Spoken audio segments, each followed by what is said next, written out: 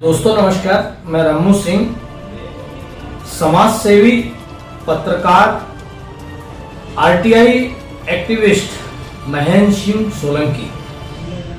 मैं आज उनसे बात कर रहा मैं यह बात करने जा रहा हूं। उन्होंने काफी कुछ कई फील्डों में काम किया है, लेकिन आज हम बात करने जा रहे हैं सतना शहर की डेयरियों को लेकर, क्योंकि सतना स्मार्ट सिटी बनने जा रहा है और इस स्मार्ट सिटी में हम डेयरी को लेकर एक चर्चा कर रहे हैं। आपके पास क्या जानकारी है? आपने क्या आरटीआई लगाया और विभागों ने क्या जानकारी दी आपको?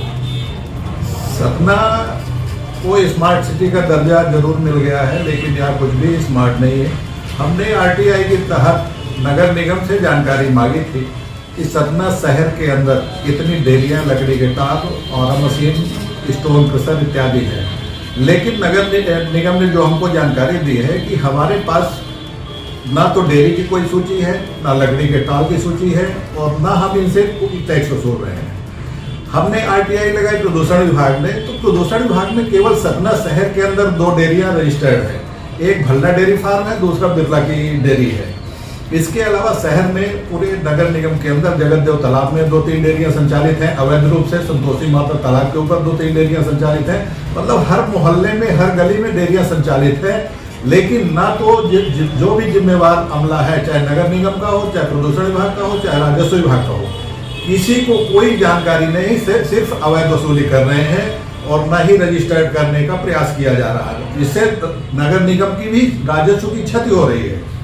लेकिन यह औद्योगिक या उद्योग के रूप में आते हैं, चाहे आरा मशीन हो और चाहे ये थ्रेशर हो, चाहे जो भी हो, लेकिन इनकी सूची अगर नगर निगम के पास नहीं है, या जैसे डेयरी सिर्फ इनके पास 2 डेयरियों के रजिस्टर्ड मतलब प्रदूषण विभाग में है, तो अगर ऊपर से दिल्ली या भोपाल से कोई आदमी जानकारी मांगेगा तो ये तो लिख के दे देंगे कि हमारे यहाँ सिर्फ 2 डेयरियां हैं। बिल्कुल, इसके अलावा कोई जब रजिस्टर्ड ही नहीं है तो ये तो जानकारी देंगे कि हमारे यहाँ कोई डेयरी संचालित ही नहीं है। जबकि 500 से ज्यादा डेयरियां सतना शहर में है, शहर के अंदर है। पूरे गली मोहल्लों में गोबर, मल मूत्र खुले में बहाया जाता है, तालाबों में पूरा गंदा पानी बहाया जाता है, हर गली मोहल्लों में मल मूत्र बहाया जाता है और मोहल्ले वासी परेशान है।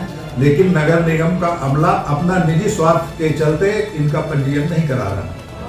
सड़कों पे डेयरियां खुली हुई हैं, कई जगह सड़कों में डेयरियां खुली हैं, जिससे मोहल्ले वाले परेशान हैं। आवागमन अवरुद्ध होता है, मोहल्लों में बदबू जाती है, उनका पानी मतलब घरों के अंदर घुसता है, उसके बाद भी कोई मतलब कार्रवाई नहीं हो रही। लेकिन अगर कोई शिकायत करता है तो ये छुटभइये नेता, टुटपुंजिये नेता भी तो खड़े हो जाते हैं सिफारिश लेकर। वो कहीं न कहीं उनके पीछे खड़े हो जाते हैं जो डेयरी संचालक हैं। चूंकि वोट की राजनीति है, नगर निगम में चुनाव होने वाले हैं, तो सब अपना वोट की राजनीति या निजी स्वार्थ या भाई भतीजावाद के कारण सब राजनीतिक दबाव और इस तरह से बना के और संचालित कर रहे हैं। तो ये कैसे बन पाएगा स्मार्ट सिटी आके सतना? स्मार्ट सिटी के कार्यों में ही संचालित होगा।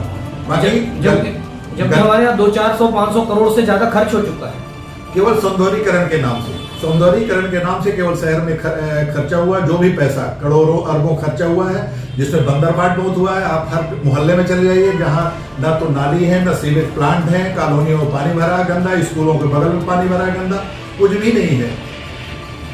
मतलब स्मार्ट सिटी सिर्फ कागजों पे स्मार्ट हो रही है, कागजों में हो रही है, अधिकारियों की जेब में हो रही है। जो भी उसका पैसा, कमीशन, बंदरबाट होता है, वो अधिकारियों की जेब में जाता है और बाकी कुछ भी नहीं।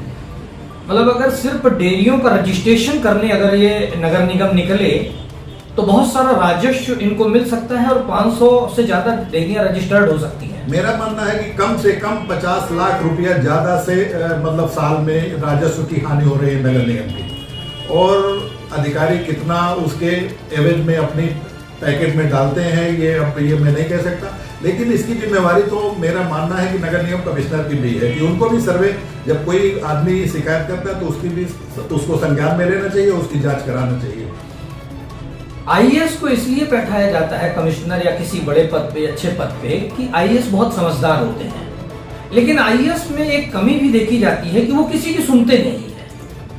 हाँ, करेला ऊपर से नीम चढ़ा, ये तो अपन ये भी कह सकते हैं। अभी जो वर्तमान में नगर निगम कमिश्नर है, इनके पिताजी कोई बहुत बड़े अधिकारी भोपाल में पदस्थ है, उनका भी इनके ऊपर मतलब काफी मतलब वो है, इस कारण कुछ काम भी नहीं करना चाहते और न ही राजनीतिक दबाव है इनके ऊपर, किसी तरह का कोई न प्रशासनिक दबाव। मतलब कुल मिलाकर ज्यादा पावरफुल लोग अगर आएंगे सतना में तो विकास नहीं होगा। वो तो स्मार्ट सिटी का मत हो चाहे कोई भी मत हो, उसका बंदरबाट होगा, वो चले जाएंगे। ना तो उनको सतना से मोह है, ना किसी यहाँ की आम जनता से मोह है, ना कोई लगाव है। और यहाँ के जनप्रतिनिधि भी इसमें दोषी मैं मानता हूँ कि यहाँ के जो स्थानीय जनप्रतिनिधि है, चाहे सत्ता हो चाहे विपक्ष, वो भी संज्ञान में नहीं ले रहे हैं कि चाहे खुद करवाएं या अधिकारियों को दबाव दे के करवाएं, जैसा भी हो। मतलब हम चाहे इसे चुने चाहे उसे चुने, लोगों को जनता के हित से कोई मतलब नहीं। केवल वोट की राजनीति और पैसे की राजनीति, इसके अलावा कुछ नहीं है। ना कि आम जनता से किसी तरह का कोई हमदर्दी नहीं है, ना कोई मतलब।